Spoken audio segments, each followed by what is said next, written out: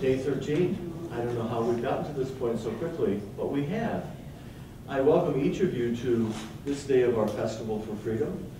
Some of you are able to join us today for the first time, and some of you have been here nearly every day, and we thank you all for being here today. We have, once again, a very packed agenda. Our morning keynoter is Father Frain from Bishop McQuaid High School. He will, all of a sudden I'm just thinking, I'll say something else later. I just totally lost my train of thought. Sleep deprivation has just shown itself in another manifestation. If you didn't pick up a copy of the day's agenda at the registration table, by all means do. As I've been saying throughout the 2 weeks, perhaps the day's agenda will be helpful in helping you navigate today. But on the reverse side is the series of reflections that our bishops have put together based on Dignitatis Humanae, one of the Second Vatican documents. And each day they quote a portion of it and with a reflection, so people have been finding that to be a helpful kind of daily reflection. That's what we do, Father Frain. Thank you for doing that.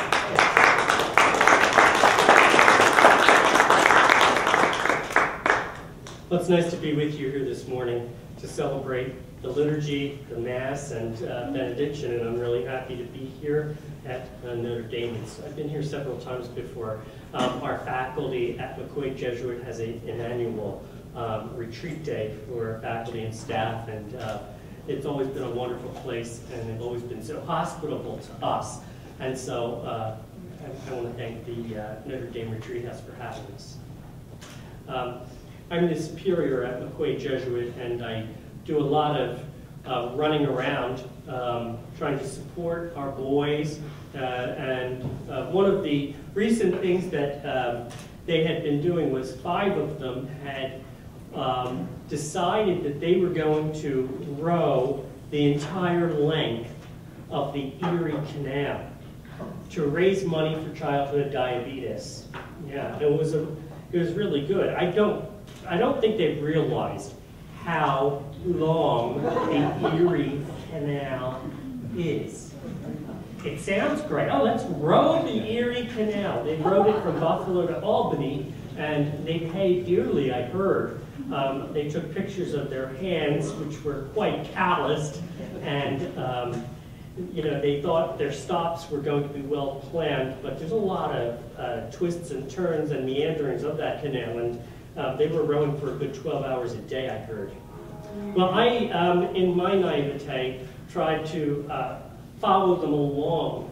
I heard that they were somewhere between Palmyra and Weedsport, and so I had gotten on I-90 and gotten off at Weedsport trying to meet them, and I got lost. I got lost somewhere out there in upstate New York, places and roads I've never been to and I never knew existed. And I thought it would be good. I never really got to see our boys row, you know. But anyway, as I passed along, as I was driving down a road, I passed along a woman who was managing a stall on the side. She was an Amish woman. And I immediately thought back to my days in Philadelphia when I was young, because the Amish came from the Lancaster area to Philadelphia to sell their baked goods and to sell their clothing and different goods like tin and cans and plates that make beautiful things.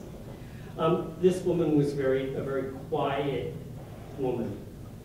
And I looked at her carefully, and I noticed some distinctive features. First of all, her head was covered on a Saturday when it was around 90 degrees out.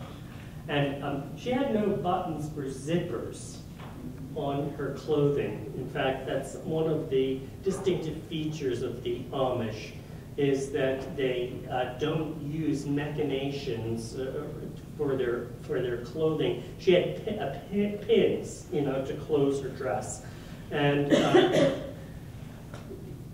I began connecting that woman, that was like 2 or 3 weeks ago, back to this talk today on resistance. I began connecting her. She might be appalled that I would be connecting her as a resistor. But I would like you to think about her and what her resistance is. She's in a culture that could easily overtake her and her family in the stormy waters of change and recklessness. Yet for several hundred years, this woman in her culture has resisted. Resistance, in fact, is all around us, if we can see it and use it as a lens to look at the world today. That act of resistance which she practices is not an act of resistance that began with her movement's formation, but rather, I think that it begins with the journey of God and his people from the beginning. We need resistance if we are going to be God's people. You know? I'd like to go back to the beginning biblical creation story, the anthropological story of the people of Judah that sets the scene for resistance. Think about the moment that could not be resisted. From the book of Genesis. Now the serpent was more crafty than the other beast of the field that the Lord God had made. He said to the woman, "Did God actually say you should not eat of any tree in the garden?" And the woman said to the serpent, "We may eat of the fruit of the trees in the garden, but God said, 'You shall not eat of the fruit of the tree that is in the midst of the garden, neither shall you touch it, lest you die.' But the serpent said to the woman, 'You will surely not die. For God knows that when you eat of it, your eyes will be opened, and you will be like God, knowing good and evil.' If we choose not to resist, if we choose not to sin, then we must resist some things. Man and woman, from the beginning, were given just one rule and one precept, and they couldn't resist breaking it. It's a very good and basic rule and beginning for our journey in knowing, loving, and serving God. There are things that we need to resist, and that when we don't, lead us to sin. Next, I would ask you to imagine Jesus in the context of his life in Palestine when Romans occupied it. Those who lived there and the descendants of theirs were never really free. Foreigners occupied it. The Greeks, who had run an Eastern power kingdom called the Seleucid Kingdom, had taken control of it, had taken control of their temple, and they became the rulers. And when they diminished, another group came, the Romans, and had influence. And the temple cult of people who wanted to have power and luxury became friends with the Romans and foisted their worldview on the poor of agrarian society, convincing them that they had the best interests of society at heart. In this context, this underdeveloped country, we see a visionary and his cadre of men and friends bring hope, helping people with their problems. His movement takes off, and so strong does it become that he marches all the way up to the Capitol area, where they keep him under surveillance. His own people were so scared to resist that they ran away. And they had a mock paramilitary group who arrest him. They have a sham trial, and they execute him in the most hideous form that a criminal could be executed, making him an example of what happens to anyone in a society that resists. We're often afraid to see Jesus as a resistor, as a prophet and an opponent of the world powers around him. Sometimes we see, maybe in church, too much of Jesus Christ, Lord God, Savior of the world. But we forget, too, that Jesus was a revolutionary. We have interpretive communities who want to see Jesus sometimes only in their way.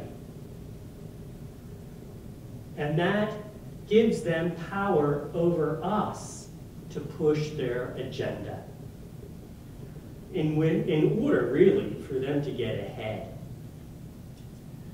We sometimes tend to see the Roman Empire in a nostalgic way. But it was not, by any stretch of the imagination, a wonderful time. It was an hegemony that pushed its images and its military all over the Mediterranean. It was a global management system. And we think sometimes that social organization is the best way to live, when in fact it really is a danger to us because it becomes empire. An empire is looked upon very different in the eyes of Jesus than we may be looking at it today. Sometimes the word empire brings great, wonderful images. I recently was looking at PBS, and they've been putting on Victoria. Have you been? I don't know if any of you have seen it. It is nostalgic. I thought, oh, I wish I was living during the time of Albert and Victoria to see the beautiful Grand Albert Hall, and then to see all the wonderful things that were going on. Well, things weren't so wonderful. If you asked my great-great-grandparents, they would have been appalled that I would be nostalgic about Albert and Victoria, because they were stuck in Ireland, oppressed by Albert and Victoria and this Victorian empire that looked so good. It really wasn't for everybody. Empire is dangerous, and we should always look upon it suspiciously. And so sometimes today, even, we are living in American empire, right? I mean, not necessarily do we have colonies that we monitor and police, but we certainly have an empire in terms of the market system that rules and guides. That is really very much an American export. So how do we understand our role as Christians and as Americans? I would say that we have good news. Huh? The first gospel that they believe is written is the gospel of Mark. Very good, right? And he begins, the gospel of Jesus Christ in the beginning, the first verse. Do you know that people were appalled at the first verse of that gospel? They were absolutely appalled that anyone would write that down on, or would have told the oral story like we believe Mark was first conveyed to the people. because that word euangelion was used to convey the good news of the Roman Empire. We have good news. A son is born to us who is the Caesar, the God. Yeah? And Mark took that word and used it against the people, against the Roman Empire. That word, good news, gospel, is an insult to the forces in society today.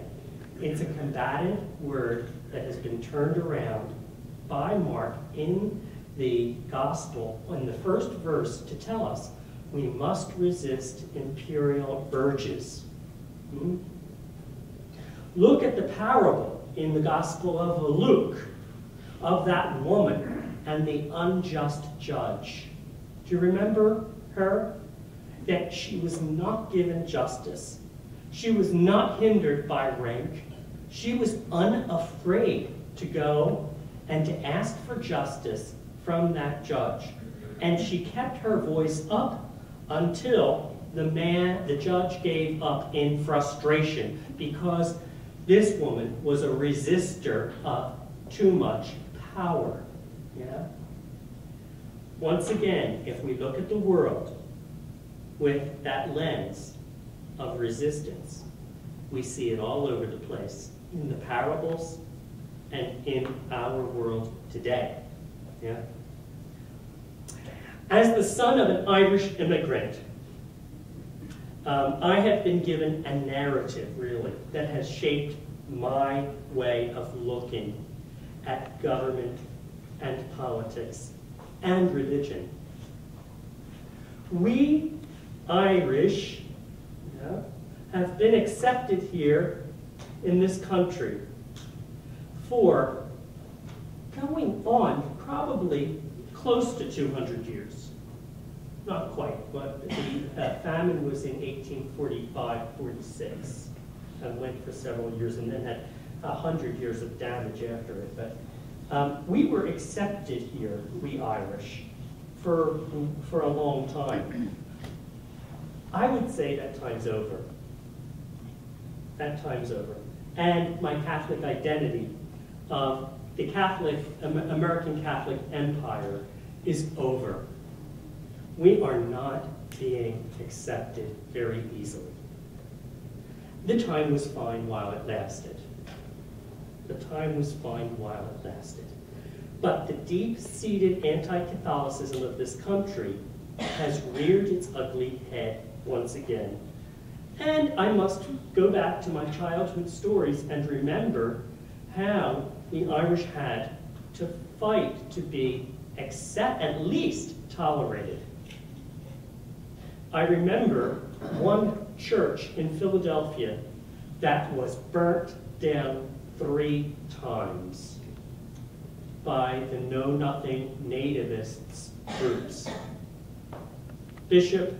I think it was Bishop John Hayes, had to tell the mayor of New York and Philadelphia, you burn down one more church and I will wreak havoc in your cities.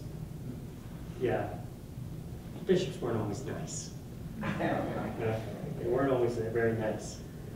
But we have to remember that you and I don't know what your national backgrounds are and your stories and your ethnic cultures. Mine is Irish. My mother and my father are Irish. And my people never lived in this country during that time. I'm a first generation. My dad was born in Ireland, and my mom's parents were born in Ireland. I don't necessarily have those roots of Americanness. I'm recent, and it's deep in my mind and my heart. But I know the people that were here at that time had to struggle. Just like it's not easy for people who come here, whether they're Mexican or they're Asians, and they come to try to find a life.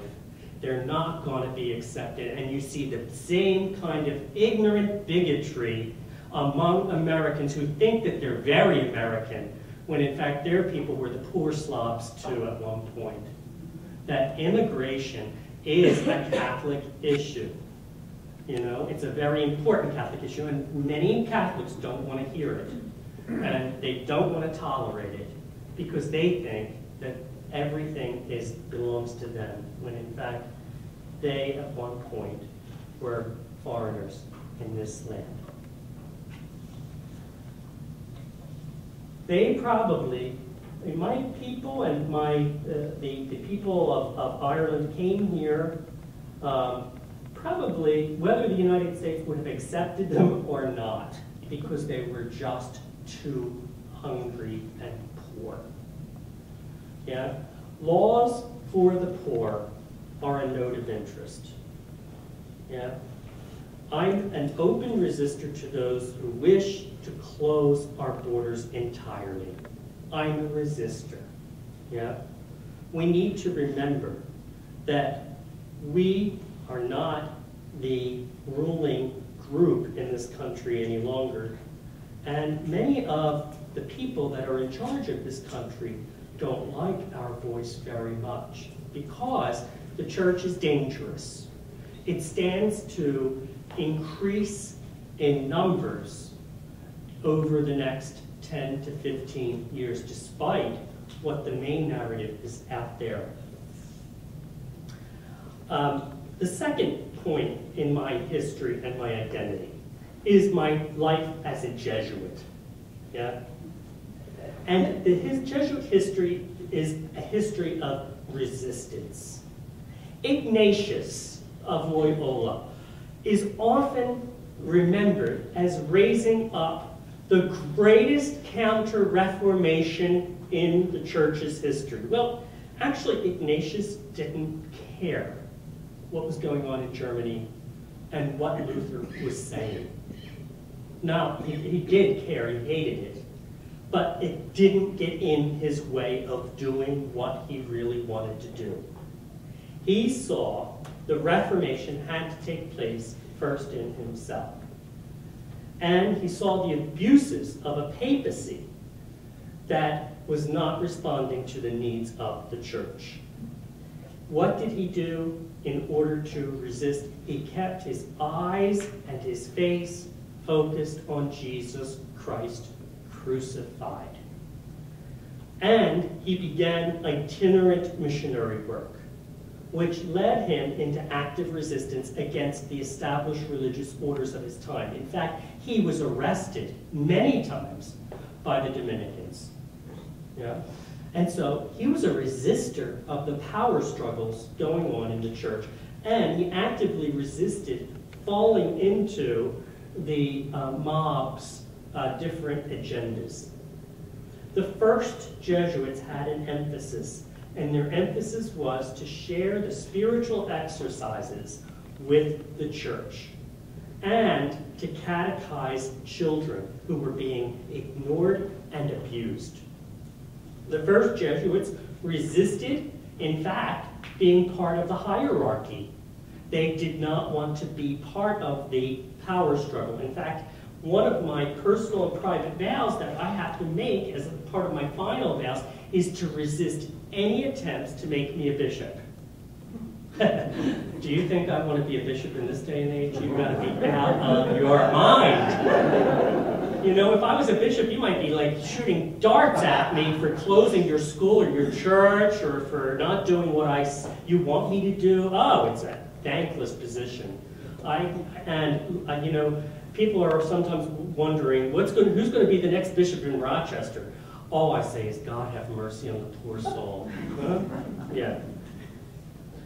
We Jesuits needed to find our own way instead of being sucked into the movements of the time. There's resistance that's necessary. And I don't know about you, but we need to, the resistance can't just be, and I plan on getting on that, about the HHS mandate. That's just part of the problem. That's not the problem. It's a much bigger picture than that. And I don't know if you believe it or not. That it's not just Barack Obama. It's a much bigger mentality of an American attitude right now that is very, very much afraid of the good news. Because the good news insults and it scares people. Because it invites them into a way of life that is countercultural. And there's going to be resistance in that counterculture. Today, I wear a collar. I was ordained in 2002. This is my 10th anniversary of ordination. Yeah?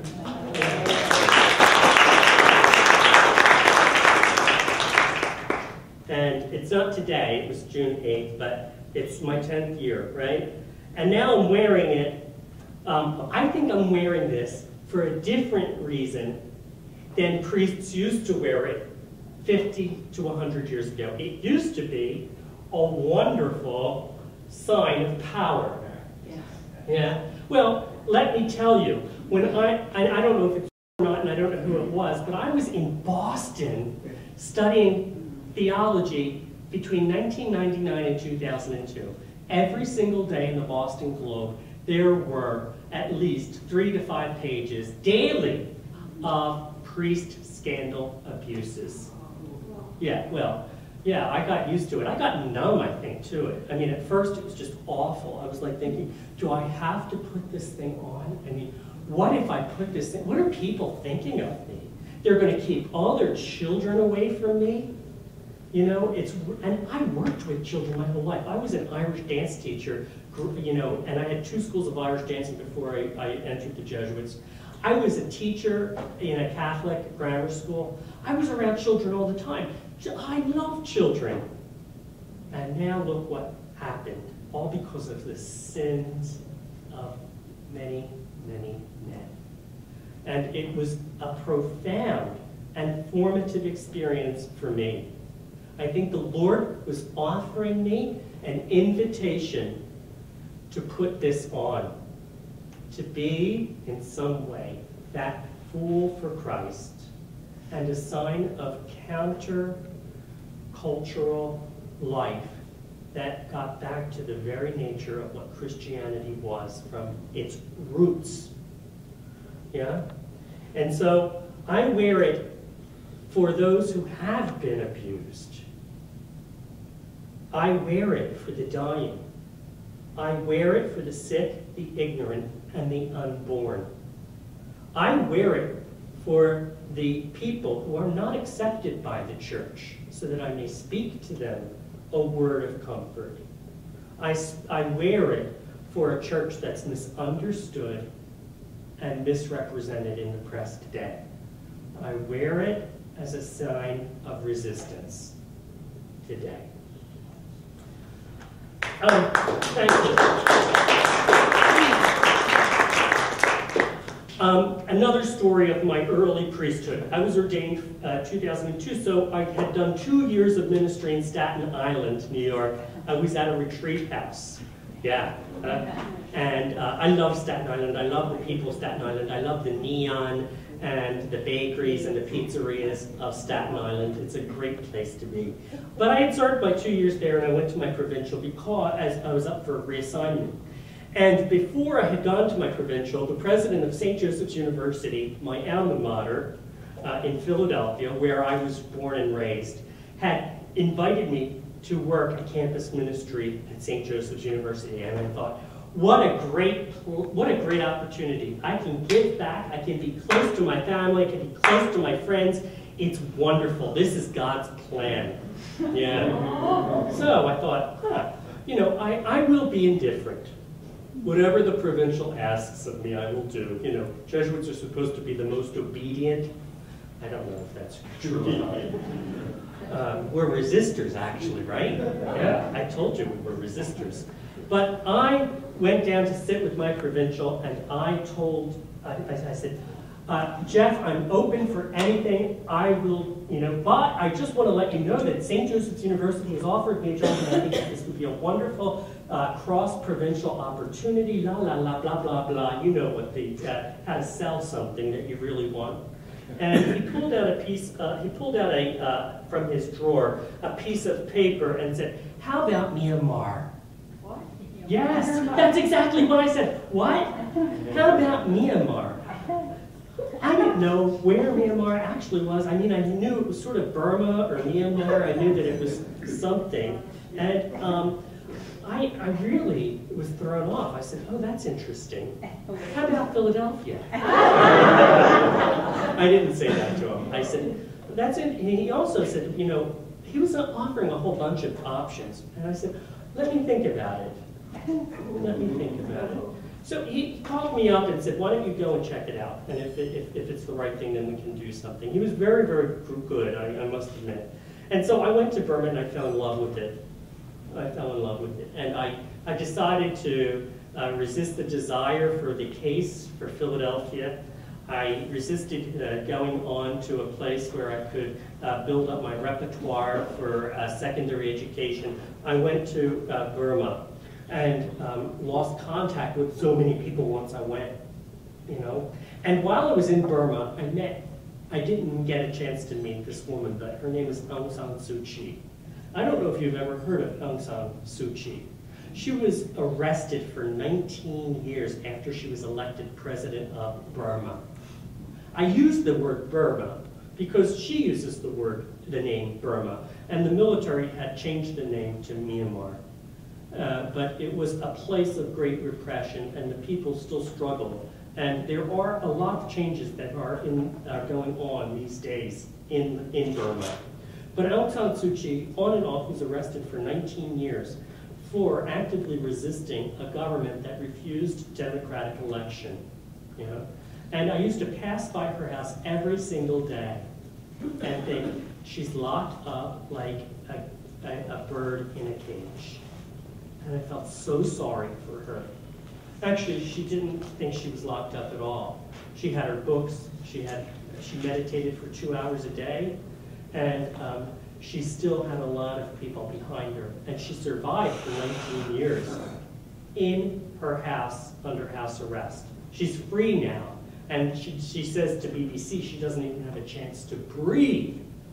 But my going to Burma also helped me to remember that you may need to resist for long periods of time, and you may feel that everything's against you and you have a lost battle. Yeah?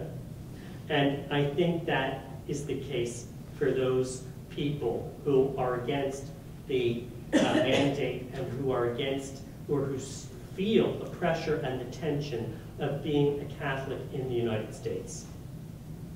I want to make one thing clear and transparent about myself. I'm not against socialized health care. You know, there are many countries that have a good socialized health care. We already have some socialized health care in this country. People will not fall on the ground. They will get picked up. It's just who picks them up and how long they have to wait until they're treated, right? I think anyone with a conscience wants to help the poor who don't have health care.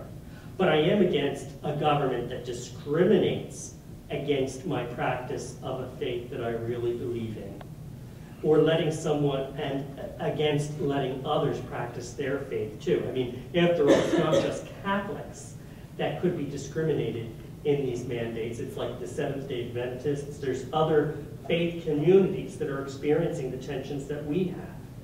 Secondly, I have to admit, and you could get your dark guns out, I, for much of my life, have been a Democrat.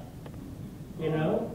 I grew up in a time when being a Democrat was a noble thing, you know? And there's still some things about the Democratic Party that I really do like. There are some things. But I do stand against this president and the subtle dismissal that's been waged against Catholicism. The move has been, this has been in question for several years. And I willingly regard those who would disagree with, there's some people that may question church teaching. But I cannot, in my conscience, say that the government should have the right to dictate to the church what kinds of policies it will and will not have. It has already cost us social ministry for those who wish to adopt. and it stands to also shut down. It could possibly wage a lot of damage against our healthcare system, but which, by the way, is probably one of the largest in the United States for all of the different medical care that it provides through the sisters who established hospitals and dioceses that have established hospitals. So I conclude by saying this, that you must be a resistor at this point. You may not, I don't think that a good Christian can be a complacent human being in a society. And I think that our role has to change, and our posture has to change. But it's not a posture that should be so alien to us. We saw it in the beginning of history with God and his relationship with us, that we have to resist. It began also and continued to manifest itself in that great resistor and revolutionary who is named Jesus, our Lord. And it continued through Irish history in 800 years of resisting governments that tried to oppress my people, at least, and the Irish Americans that were here in this country and other Catholics. And it continues today to manifest itself in other forms. So I ask you to be active resistors and not to think that you're doing something dirty, right? By being a resistor, by being somebody who is standing up maybe against a philosophy that's being shoved down your throats. I think that we need to be stronger and to be more transparent in who we are and what we believe. And to reject any politician who tries to silence us or dismiss us. Thank you for listening to me, and thank you for having me this morning.